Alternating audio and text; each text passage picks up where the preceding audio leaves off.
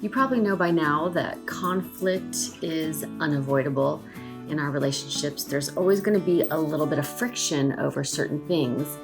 And what that means is that the most important thing is how we come back together after a conflict. And today I'm going to give you a really important question to ask when you're doing that job of repair.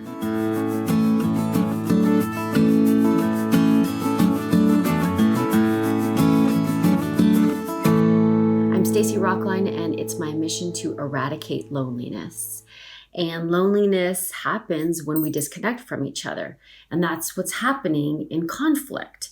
So you're just two different human beings with different perspectives and different life experiences, and you're going to bump up against each other.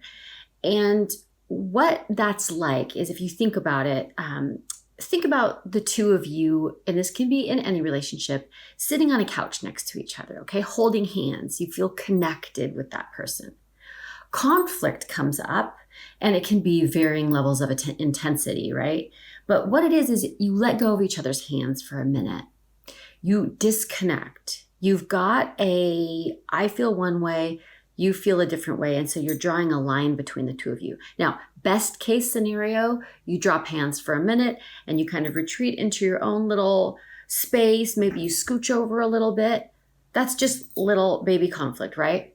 Dramatic conflict might be that you actually get up and storm out of the room, slam the door, and you're fully separated for minutes, hours, days, sadly years sometimes. What you have to do at the end of conflict is you have to come back to a point where you're holding hands again. And we can get this wrong because we don't know this really important question to ask. Like, sometimes a conflict feels so bad and we're just relieved that it's over, that both people are like, oh, phew, we're fine. And we come back together, kind of, but never fully form that connection again.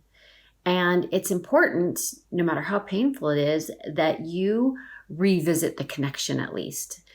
I always recommend that you come around and you talk about how you did the conflict. You don't necessarily have to rehash the topic yet, but we can learn a lot from what we do well and what we do wrong. But when we come back around for repair, and this is one of the most important things you could ever learn how to do in your relationship, is repair. It's the repair job. You can't avoid conflict. You can get better at communication, and you can make sure that it's less intense and avoid bad conflict behaviors, but you're going to have some conflict, and then you're going to have to do repair. So repair is when you come back together, and it's not just that you tell the other person how you experienced the conflict. That's what we want to do, right? We come back around and we're like, well, just so you know, this is how it was for me when you yelled or told me that painful thing about me, or whatever it was that the conflict's about. We're so eager to let the other person know what it was like for us that we don't always do this important thing, and that is to say to the other person, how was that for you?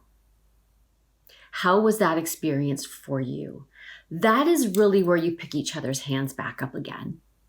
It isn't just that you come back and you express the way you felt, but that you actually set your experience aside for a minute and you find out how that experience was for the other person.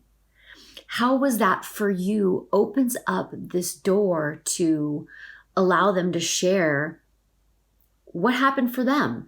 And that's huge for future conflict, because that's where you find out what behaviors you did that really caused problems or triggered them.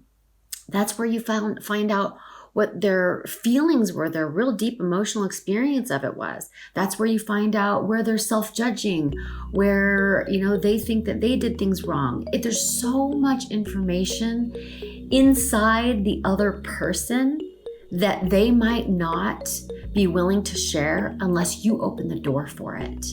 So coming back together again to pick the other person's hand back up reconnect with them so that the people in the relationship don't feel lonely can be done by asking that question. We had that big horrible thing that we just went through, or that small little tiff, and what I really want to know is, how is that for you? What a huge gift to give someone you love. And the more you practice it, the more it'll be a natural thing that both of you do after conflict.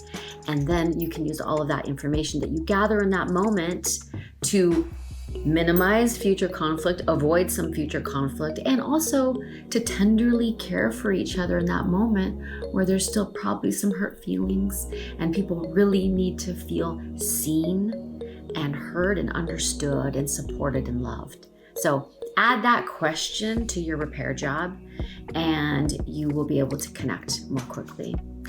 And if you have trouble with the conflict part, which we all do, I do have a PDF that you can download that will give you some tips, 10 ways to turn an argument into a conversation. And so make sure that you grab that if you want some help with the conflict itself. And thank you for being here. I wish you deeply connected relationships, and I'll see you next time.